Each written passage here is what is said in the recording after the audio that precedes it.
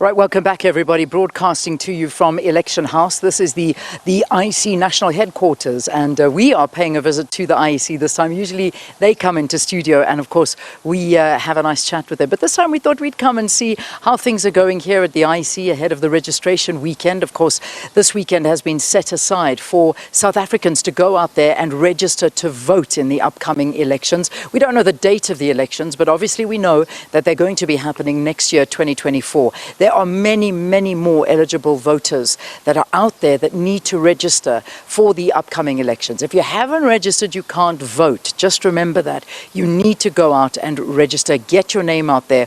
All of the voting stations are going to be open tomorrow and on Sunday from 8 o'clock in the morning until 5 o'clock. So you can go through and either register for the first time or check if you are registered, and also make sure that all of your information is correct with the IEC. But this, of course, is going to be quite an interesting registration drive, because this is going to be all online, all electronic. You saw the device that's going to be used, that registration device, and this is going to be now 40,000 of them are going to be out in the country, and they're going to be used to capture all of your information. But let's get a little bit more now from the chairperson, of course, of the IEC, who is here and going to be chatting to us, which I'm really looking forward to. So we've got Mr. Mosotho Moepya, who is our guest here, no stranger to the program. It's lovely to have you. Thanks, and thanks for hosting us here for a change. Welcome to our home. It's good to have you. It's an absolute pleasure. Yeah. So let's talk about the readiness, and you did a bit of a mock run a few weeks ago. How did that go? How prepared are you for this weekend? We have never done a dry run for registration ever before.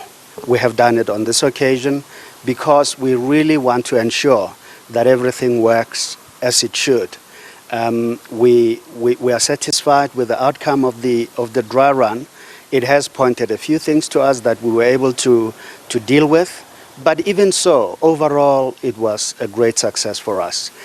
We anticipate that this will be a weekend where many South Africans will go to our voting stations to register, to check their details, or to move into areas where they have relocated to register there. But we also are accommodating persons that in the past we could not accommodate. You don't have to be in your voting district necessarily on this occasion to register in it. If you have your ID document, you can go and register at any one of our voting stations. We will put you into your voting station because it is your address that matters, your address that will tell us where we should locate you.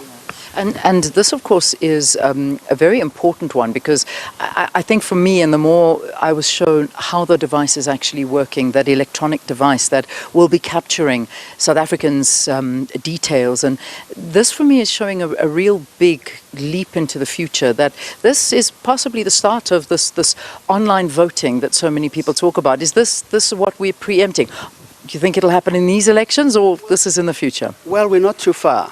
In fact, as you know, we continuously look at how online voting happens elsewhere in the world, and look at our readiness as a nation to do it. The last time we were with Parliament and all stakeholders, electoral stakeholders, they said to us, having listened to all of the experiences around the world, they said, not on this occasion.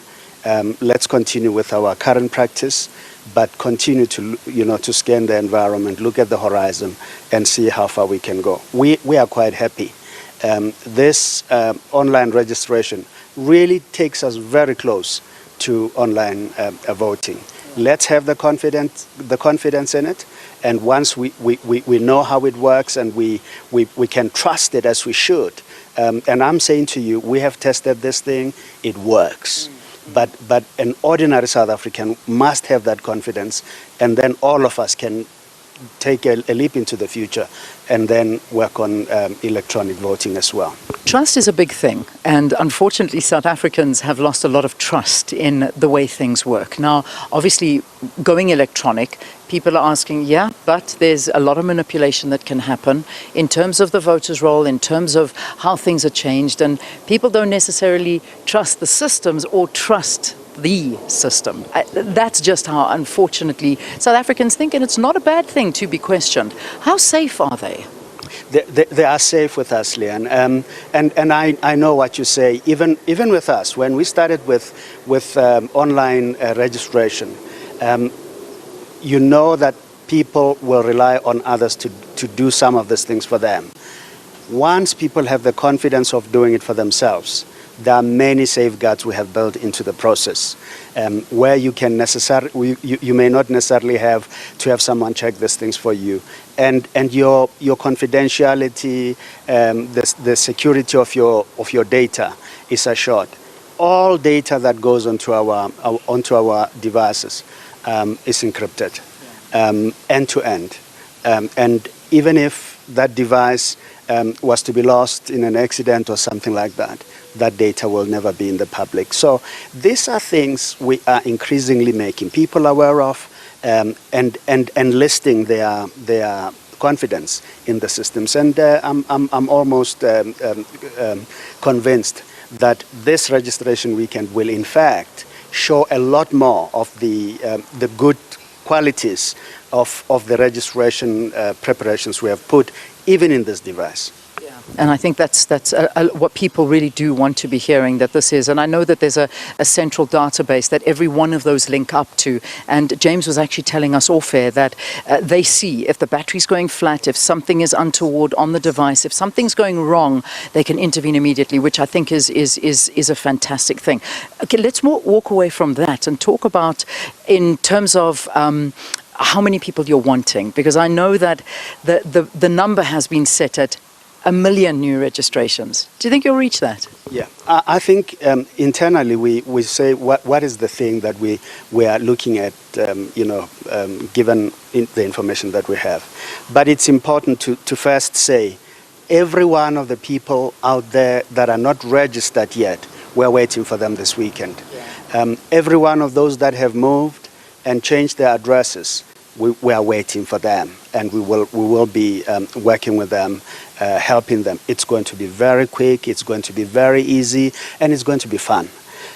Internally, we look at how registration weekends work, and we are saying to ourselves, new registrations, we should at least be able to get a minimum of 1 million.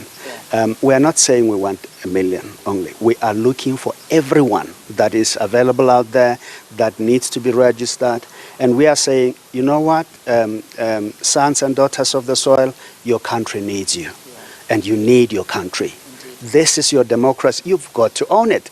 We are saying you have the power, but it begins with your registration.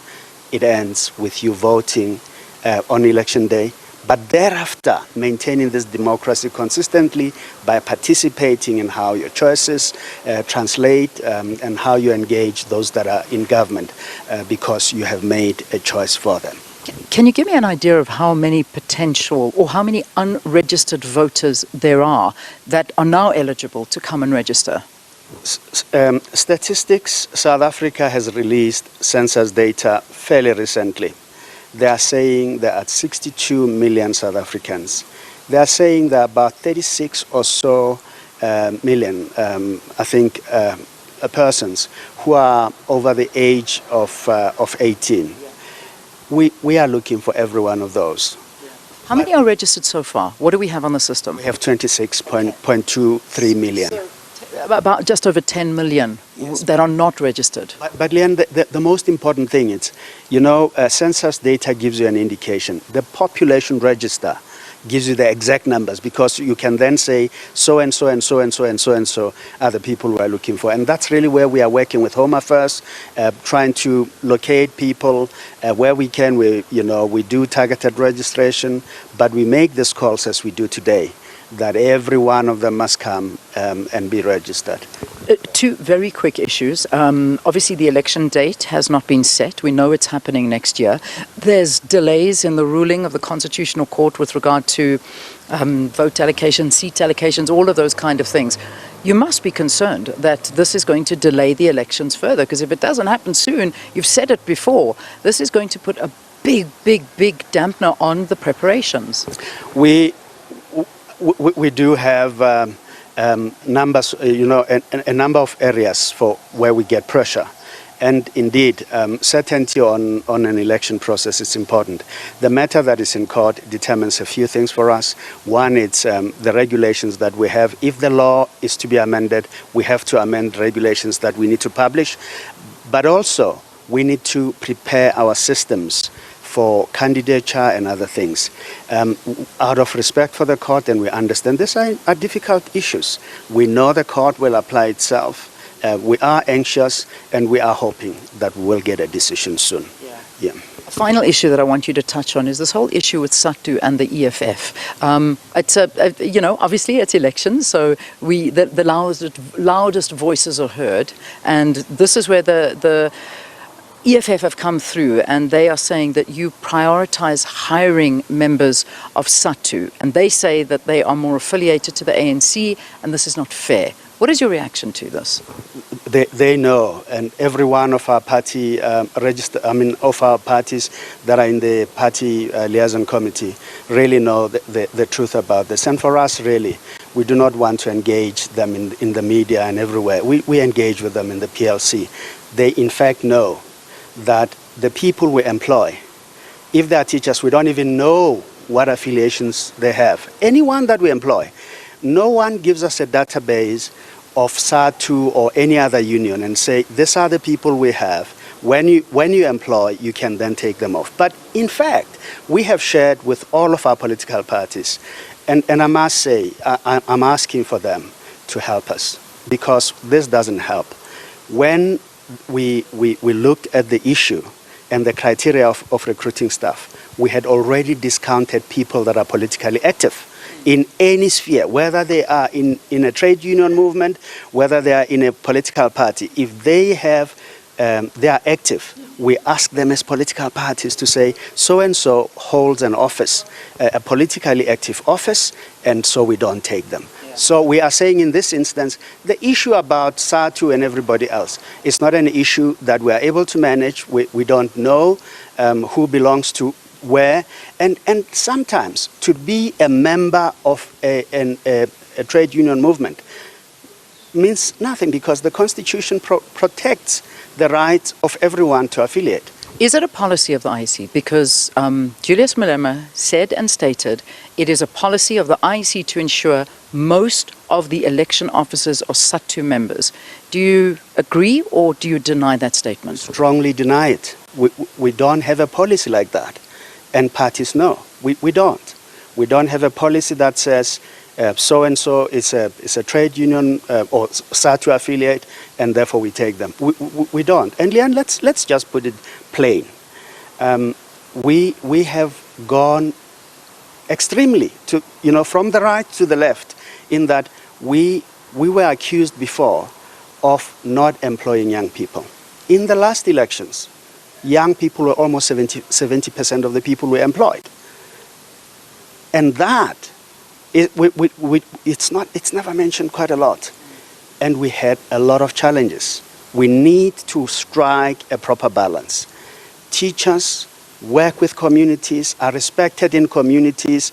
They know the areas where they work. They come from those areas. And those that are active, we are asking political parties to do that which we have agreed with them to do, to look at the criteria of recruiting staff. And if they find that these are not fit and proper people for registration, by all means, bring them to us. We'll remove them without any further questions. Let's leave it there. Thank you. Thank you for talking to us. That, of course, is the chairperson of the Electoral Commission speaking to us here at the headquarters of the IEC out in Centurion. And I think that's where we're going to leave the broadcast for today. But the message is, go out there, register to vote. It is very, very important that you go and register tomorrow and on Sunday. It'll be from 8 o'clock in the morning until 5 o'clock. If you've got the privilege of being online, you can also do it online. Here are all those details, all on your screen. They're there for you. Register to vote.org.za. That's where you can go, have a copy of your ID, and make sure that you are registered. That's all that matters at this point.